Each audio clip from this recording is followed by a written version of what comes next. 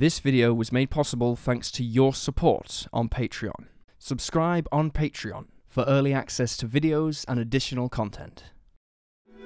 Thinking about the country of Ireland may conjure up images of peaceful, rolling green hills, old crumbling castles full of history, and beautiful coastal towns. But beneath the beauty of the landscape and the charm of the culture lies a darkness. In today's episode of Cold Case Detective, we'll be exploring two strange missing person cases from Ireland. But before we dive in, I want to thank Skillshare for sponsoring today's video. Here at Cold Case Detective, we receive hundreds of requests from people around the world asking how they can make their own projects and jump into a world of imagination and discovery. Well, it all starts with learning the tools of the craft, and through our partnership with Skillshare, proud sponsors of today's video, we're presenting you with an opportunity to do just that. Learn about creating. Skillshare is a community for online instruction built by creatives for creatives. Skillshare offers thousands of classes for people interested in gaining a new skill, whether it be artistic or technical, covered by topics ranging from film and photography to illustration and design. You don't have to be a master at your craft either. Skillshare is made for passionate beginners and those trying new activities for the first time. Many viewers have asked how to write their own documentary, to dive deep into an unsolved story, and through Skillshare, we found the perfect class called Creative Nonfiction, Write Truth with Style, taught by Susan or Leon. This course gives you everything you need to start developing that top-notch documentary script, and more importantly, instructs you on how to tell true stories blended with your own style of writing, to lend your genuine and unique voice to the narratives of others. The first 1,000 people to click the link in the description will get a free trial of Skillshare Premium, so you can explore your creativity and do something you couldn't do yesterday. And if you love it like we do, you can sign up for just $10 a month on an annual membership after the trial ends, with ad-free courses and unlimited access to new premium lessons added every month. So tap into your imagination, embrace your creativity, and join Skillshare today, and help out Cold Case Detective at the same time. And now let's dive in to two strange missing person cases from Ireland.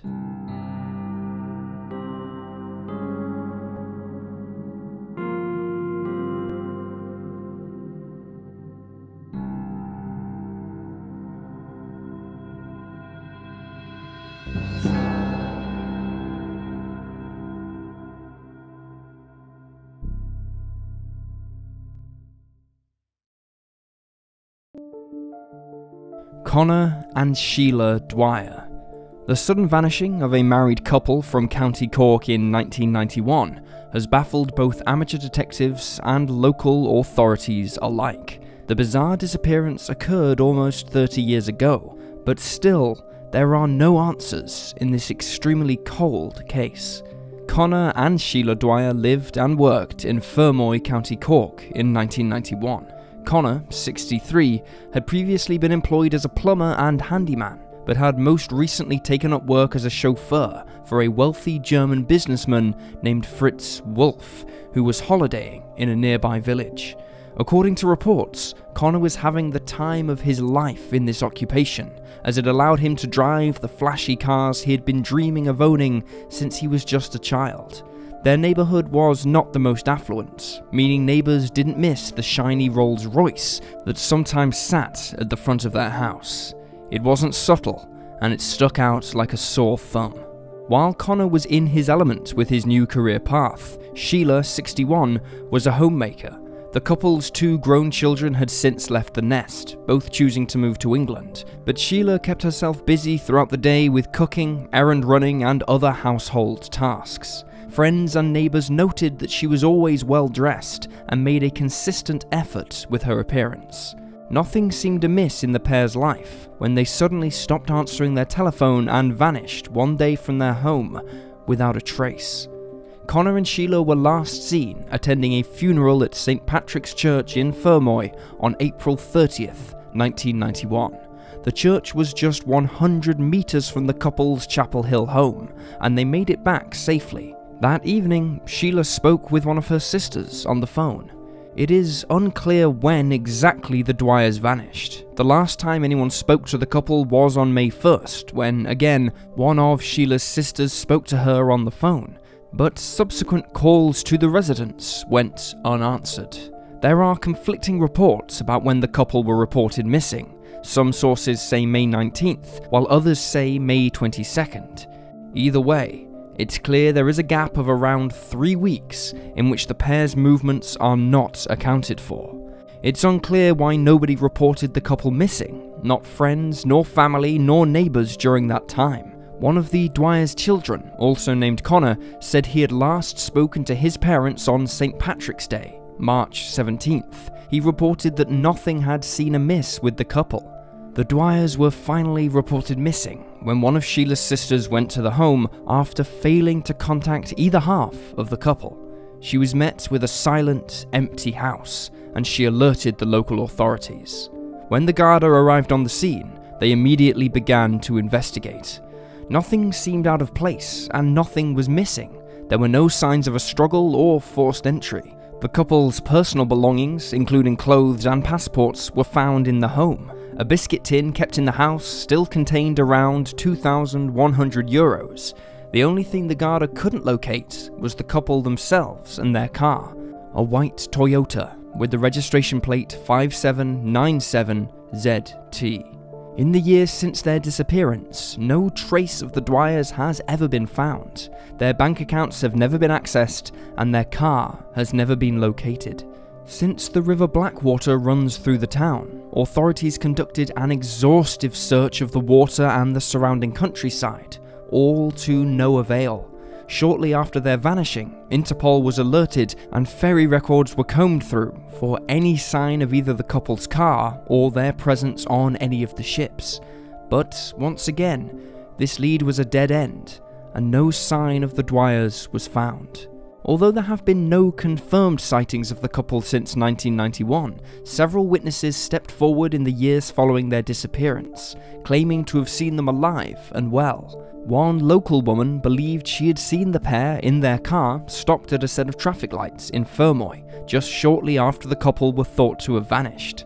There have also been different sightings in the cities of Dublin and Waterford. In 1993, the case was featured on an episode of Crime Call, the Irish equivalent to UK's Crime Watch programme. After seeing the show, a woman reported seeing the couple at Lourdes Airport in France in June of 1991. She said that the man appeared suspicious because he wore a long trench coat and kept a constant, careful eye on his wife while he went to grab a newspaper. She thought it seemed like he was worried the woman would talk to somebody else while she sat and waited for his return. She said when the man returned to his wife, he said something to her and they both left. The witness claimed that the couple both had Irish accents. At the time, she was unaware of the missing pair and thus didn't report the sighting sooner. She added that she was later interviewed by authorities with one of Sheila's sisters, and that apparently the clothing she had described matched the clothing that was missing from the house, presumably the clothing the couple had worn when they went missing, as no other garments were reported as gone from the home. Another interesting sighting came that same year in 1993, when a witness recalled seeing the pair at a Munich airport. This conversation was particularly interesting to the Garda, considering before his disappearance, Conor had been working for a German businessman. However, neither the Bavarian Police Department nor Interpol could confirm this sighting.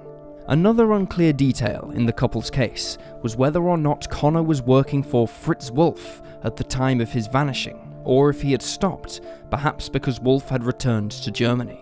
If Conor was still under Wolff's employment when he went missing, why had Wolff not reported his driver as missing? In the year 2000, new information led authorities to search a lime quarry about 45 minutes from Fermoy. However, this search turned up no new leads. One of the most curious aspects of the case is that it is shrouded in rumour and hearsay. Reddit forum users have noticed their family's reluctance to discuss the case, while accusations range from Conor orchestrating a murder-suicide plot to the 63-year-old being involved accidentally in a drug-running business. One particularly interesting whisper involves Conor disappearing for several years back in the 1980s. It is unclear where this rumour started, and it is unknown why he left or returned, if the rumour is true. It's also been speculated that the couple took their own lives together in a suicide pact. This theory arose because Conor's brother mentioned that he had suffered from depression before. If Conor really did disappear in the prior decade, then perhaps his mental health struggles played a role in that too. One theory in the case postulates that the couple's vanishing is linked to the disappearance of William "Billy" Fennessy, who vanished from Fermoy almost exactly a year prior. William was of a similar age, and his car was also missing. However, his body and car were both pulled from the River Blackwater in 2013. The theory that appears to be the most likely is that the couple suffered the same tragic fate as William Fennessy, but their vehicle and bodies have simply not yet been found. The couple's more outspoken son Conor claimed in a 2008 interview that his parents had no enemies and were not disliked. They were friendly and respectable and well known in the community. He also noted his belief that they were still alive, but added, "The not knowing keeps you awake at night. I wonder what the hell was going through their minds. There's a void of information. It's very bizarre and inexplicable. It is a living nightmare." There have been very few updates in the couple's case in recent years. There have never been any suspects or theories announced to the public, and authorities have stated their belief that the couple's vehicle is likely the key to the case. Until then, the disappearance of Sheila and Conor Dwyer remains unsolved. If you have any information on the vanishing of the Dwyers, you can contact the Fermoy Garda on 025 821 00. Mary Boyle. If you're an Irish viewer, you are likely familiar with the name Mary Boyle. The missing 6-year-old's case is not only controversial, but also extremely tragic. Mary has been dubbed Ireland's Madeleine McCann in recent years. Her vanishing is the longest-running missing child case in the Republic of Ireland. Born June 14th of 1970, Mary Boyle was a vibrant and talkative little girl. She had an older brother, Paddy, and a twin sister, Anne. Mary and Anne were reportedly inseparable, with Mary being the boldest of the two. Although originally born in Birmingham, the young girl moved with her family to Ballyshannon in Ireland in the early 70s. Mary was last seen at around 3:30 p.m. on March 18th, 1977. She was playing with her cousins and siblings near her grandparents' rural farm, which the family had been visiting since St. Patrick's Day on the 17th. While playing, the 6-year-old saw her uncle heading off with a ladder which he was returning to a neighbour, and she decided to tag along. However, her journey was cut short when the two came across a large bog. Defeated, Mary turned back to return home. The trip should have lasted no more than 5 minutes, but the little girl never returned home. Mary's uncle stayed at the neighbour's farm for around 30 minutes, engaged in conversation with the occupants. Meanwhile, her family began to search for the 6-year-old, scouring the local area and questioning passers-by. In one article by the Irish Independent newspaper, a fisherman reported seeing Mary being snatched by somebody in a red Volkswagen Beetle. However, this witness apparently clarified his statement on a BBC podcast by stating that he had not seen Mary being taken, but he had seen a suspicious red vehicle in the area at the time. When the Garda arrived on the scene, they sprung into action, draining bogs in the area in an attempt to uncover her body. The lake behind Mary's grandparents' house was also drained, and authorities filmed a reconstruction of her last known movements using her twin sister, Anne. A famous Irish country music star named Margot O'Donnell, who was a friend and distant relative of the family, caught wind of the case and funded searches for Mary on the surrounding hillside by selling new music. Searches have been regularly carried out since 1977, but so far, Mary has never been located. Mary's case is extremely controversial. There are unclear details, conflicting reports, and allegations of corruption surrounding it. It is widely believed that a politician stopped law enforcement from detaining and questioning a prime suspect in the case. Thus, it has never been solved. One of the loudest voices supporting this belief is a right-wing journalist named Gemma O'Doherty. O'Doherty is a determined journalist who has not only written about the case in publications, but has also created a documentary about the disappearance called Mary Boyle, The Untold Truth. The documentary is available to watch on YouTube, although O'Doherty herself was banned from the platform in 2019 for repeatedly violating YouTube's hate speech policies. O'Doherty is largely considered to be a controversial character herself. She's known to be a racist anti-vaxxer with anti-LGBTQ+ beliefs. Reportedly, her news-gathering ethics have also been called into question in the past. That said, her theory pertaining to Mary's case can't be entirely discredited, as there are several pieces of evidence supporting corruption and a cover-up. In her documentary, Gemma suggests the theory that Mary was sexually abused and murdered. Her sister Anne and several other relatives have publicly claimed that they know what happened to the 6-year-old and they know who the culprit is. Anne supports O'Doherty's theory and says the perpetrator is still alive and still living in the country. In the documentary, Anne can be heard saying, "I believe Mary had a secret.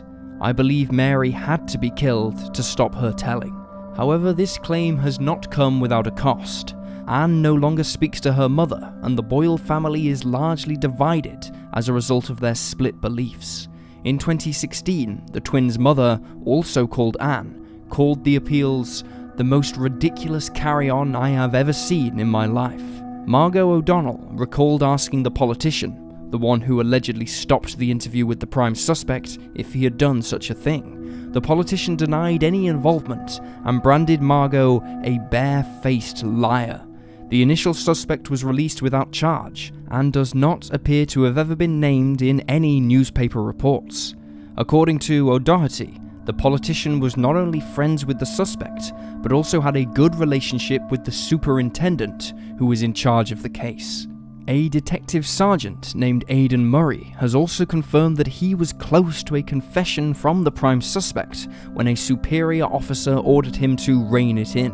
Murray added that he had also witnessed the call between the politician and law enforcement, which instructed the Garda not to question the suspect further. The politician who intervened in the Mary Boyle case is alleged to have been a man named Sean McEniff, who passed away in 2017. When still alive, McEniff was supposedly surrounded by accusations of sexual abuse and grooming. Mary's uncle, Jerry Gallagher, reportedly worked for him. Many believe that Jerry Gallagher is responsible for the disappearance of his niece. Anne Boyle has never outright accused her uncle, but armchair detectives have put 2 and 2 together. According to O'Doherty's documentary, Gallagher gave conflicting statements over the years, and apparently didn't even admit that Mary had been with him when she initially went missing. The documentary is not without its criticisms, even from those who starred in it, but it does give viewers some compelling information. Even if no politicians were involved, it appears that law enforcement's efforts to find the murderer of a 6-year-old girl were severely lacking. Other suspects in Mary's case are few and far between. In 2014, a man named Brian McCann, who had been jailed for 2 years for several sex offences just a few years before, was pulled in for questioning, but later released without charge. He has publicly denied any involvement with the 6-year-old's disappearance. Another man who was considered a suspect for a time was the infamous Scottish serial killer and paedophile, Robert Black. He was thought to have been involved when authorities discovered that he was a cross-border truck driver who, as part of his job, often visited that same county from which Mary vanished. He was even known to have been in the area at the time of her disappearance. One witness even claimed they heard crying coming from the back of his van, which was parked outside of a pub in the village of Annagry. However, he has since been dismissed as a suspect. Mary's case, according to the Garda, is not cold, although the family have little faith in law enforcement and don't believe they will ever see justice.